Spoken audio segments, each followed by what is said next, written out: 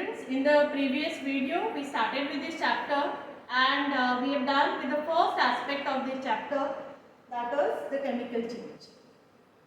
In this preceding part of the same chapter, we are going to deal with the bonds, that is the chemical bonds.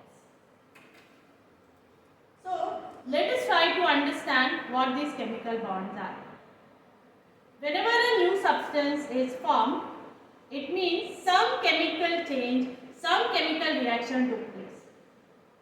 Let us go into details and understand what do we understand exactly by chemical change or chemical reaction. See, whenever two or more substances comes in contact to react with each other, there is always a breaking of bond. There is some force that binds them together in the form of a compound or in the form of a molecule.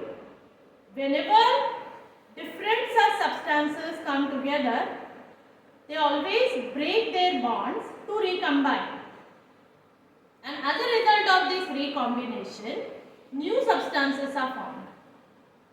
So, the already existing substances undergoes the breaking of bond and then the bonds are reformed with another combination, with new combination, and so new substances are formed. And these bonds are therefore known as the chemical bonds. As you could see here in this animation, there has been bond formed and there has been bond broken. So bonds break and then they reform to get a new substance. So if you notice it carefully, there will be a recombination of these substances that are there in this particular representation. Chemical bonds can be of two types. One known as the covalent bond and the other called the ionic bond. Let us begin with the ionic bond first. In order to understand how these ionic bonds are formed or how do they actually work, let us take example of formation of sodium chloride. The salt, common salt sodium chloride has molecular formula NaCl. That means it is made up of elements sodium and chlorine. These are the details of the same. Sodium has its symbol Na. Chlorine has the symbol Cl. Atomic number of sodium is 11, that of chlorine is 70. If you look at the electronic configuration of sodium, it is 281 and that of chlorine is 287. Each of these elements does have 3 orbits in its atomic structure. So there is k orbit, l orbit and m orbit. So each of sodium and chlorine have got these 3 orbits. Now, why would they combine to form sodium chloride? Every element try to combine with the other element in order to get stable. What is meant by being stable? We learnt in Inside the Atom chapter that getting stable or being stable means completing the duplet or the octet. Duplet when it is the first orbit and octet for any other orbit. That means having 8 electrons in the outermost orbit. Now if you look at sodium, sodium has 1 electron in its outermost orbit. In order to complete its duplet, sodium has got 2 choices. Either it can give away that 1 electron or it can accept 7 more and complete the octet. What do you think would be more easy? Giving away 1 or accepting 7? Certainly giving away 1, right? And so that is what sodium does. Sodium gives away this 1 electron and now it has its second orbit, that is the L orbit, which becomes its pre-ultimate orbit, and that orbit does have its octet completed. Now coming to chlorine with configuration 287, again it has got 2 choices. either it can give away 7 or it can take one extra electron. What would be easier again? Taking one extra electron. That is what chlorine does. Chlorine takes one extra electron and complete its octet. That is how both of them get stable. Let us understand this diagrammatically.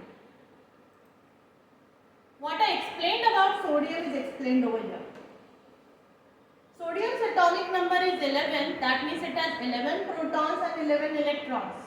That means 11 positive charges, 11 negative charges. So this is the structure of sodium atom. As it has equal number of protons and electrons, the net charge on sodium atom is 0. That means it is electrically neutral. But then, in order to get stable, when it loses one electron, then what happens is the number gets balanced. Now this unbalancing is in the form of electrons. The number of protons still stays the same, that is 11. Number of electrons now become 10. So there is one less electron in it. So which charge would be more than? The positive charge. By how much? 1. And that is how sodium atom get converted into sodium ion, which is written as Na with plus charge. This plus indicates one positive charge. And this Na plus now have a configuration 2,8, so it becomes stable. This is what is called as an ion. So from atom, the ion is formed. So sodium atom converts into sodium ion. Let us talk about chlorine. Coming to chlorine, chlorine has 7 protons and 7 electrons because its atomic number is 17. So it has 17 protons and 17 electrons.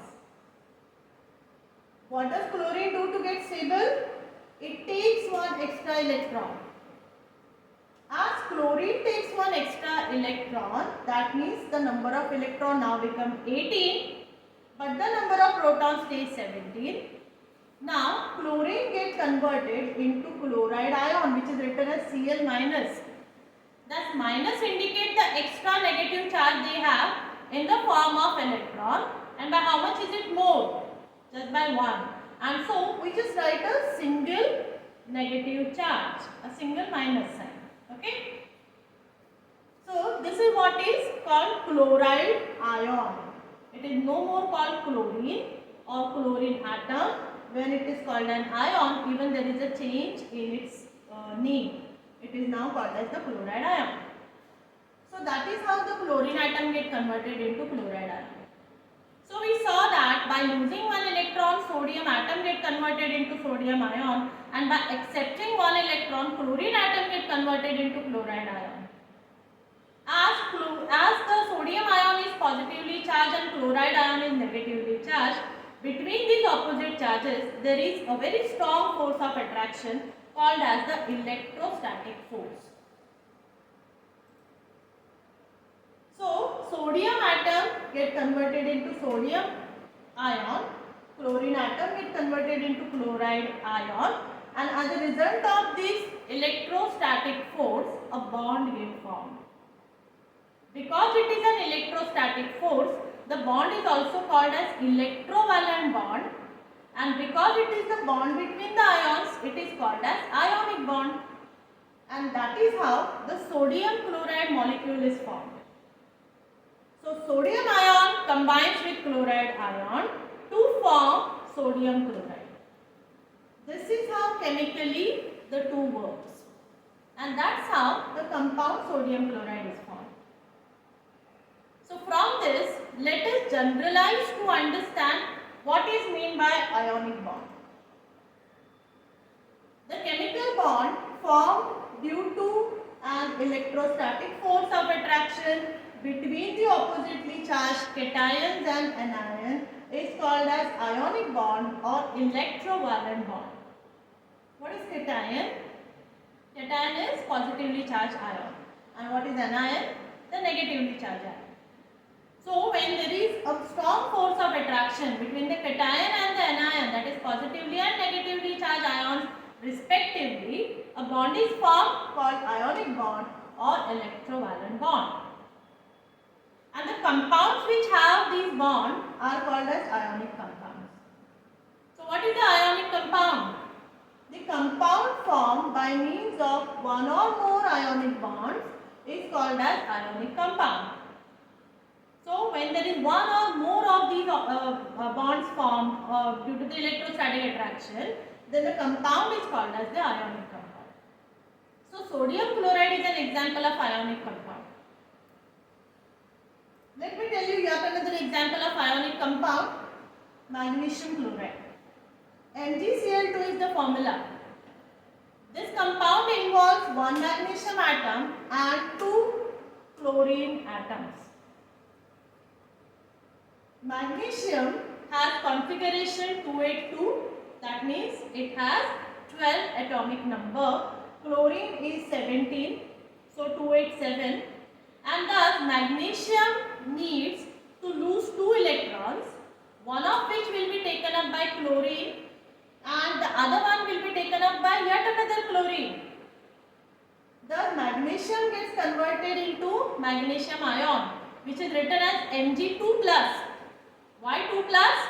Because it is going to lose 2 electrons, so it will have 2 extra positive charges, and so it is written as Mg2 plus, and chlorine gets converted into chloride ion, Cl minus each. All 3 ions combine to form the compound magnesium chloride, whose molecular formula is MgCl2. So this was about the ionic compounds. This was about the ionic bond. Now let us see what covalent bond is. Covalent bonds are formed not by giving away or accepting electrons, but they are formed by sharing of electrons. Let us understand that with the help of formation of hydrogen molecule.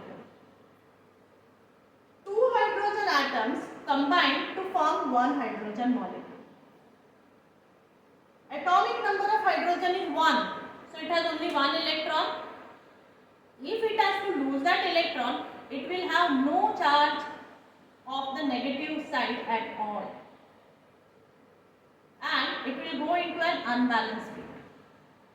So it then serves its purpose of getting stable by sharing electrons. So it doesn't lose that electron or it doesn't accept any other electron, rather it shares electrons. Now when the electrons are shared by 2 such hydrogen atoms, both of their purposes are served. Sharing means one electron become common to both. So one electron of this hydrogen atom will also be common to the other hydrogen atom, and the electron of that hydrogen atom would also be acceptable, or it could be also be used by the first hydrogen atom. Thus the sharing results into a bond. This bond which is formed by sharing of the electrons is known as the covalent bond. And that's how hydrogen atom combines to form another, or combines with another hydrogen atom to form hydrogen molecule. Now, because there is a single bond present, this bond is represented by a dash. So diagrammatically it is written like this, with 2 shared electrons between these overlapped structures, and if we have to write it, then we generally write it in the form of H dash H. So that dash indicates the covalent bond. In the same way, all the other elements which have their molecules, like for example chlorine, oxygen, they can also have the covalent bond and combine to form their molecules. Now here we talked about the elements forming the molecules. Let us talk about the compounds having the covalent bond and forming its molecule. Before that, let us see the meaning of covalent bond. The chemical bond formed by sharing of valence electrons of 2 atoms with each other is called as covalent bond. What What is mean by valence electrons? Electrons present in the outermost orbit or valence shell. You need to recollect what we learnt in inside the atom chapter. So those electrons which are present in the outermost orbit, whichever that orbit could be, it could be the first, second or third or fourth, any of this. Whatever number of electrons are present in that last orbit are called as the valence electron. So the chemical bond formed by sharing of the valence electron of two atoms with each other is called the covalent bond. Now let's see this covalent bond formation in a molecule of compound. A simple compound we would take here, that is water. Water has molecular formula H2O. There is one hydrogen atom, one oxygen atom and two hydrogen atoms. So how does it get that molecular formula of H2O? Let us understand that. Oxygen has two valence electron in its outermost orbit. Okay, two each. That means it has two free electrons. Hydrogen has one electron in its outermost orbit. Now, in order to get them stabilized, they share those electrons. Thus, hydrogen and oxygen share one electron on one side, and hydrogen and oxygen shares yet another electron on another side, forming the bonds between them, and that results into formation of the water molecule. So that is how even the compounds can be formed using the covalent bonds. So thus student, coming towards the end of this session, we have learned about these bonds which are both ionic and covalent type. Ionic is when there is give and take of electrons, and covalent is when the electrons are shared. So children, with that we have come to the end of the chapter in which we learnt about the chemical change. Some of the examples we discussed, how to document it, how to represent it on paper, that we had learned. And then finally here we learnt about the bond formation and the two types of bonds and how they exactly have formed with the help of example. I hope you all have followed this. Have a good day. Thank you.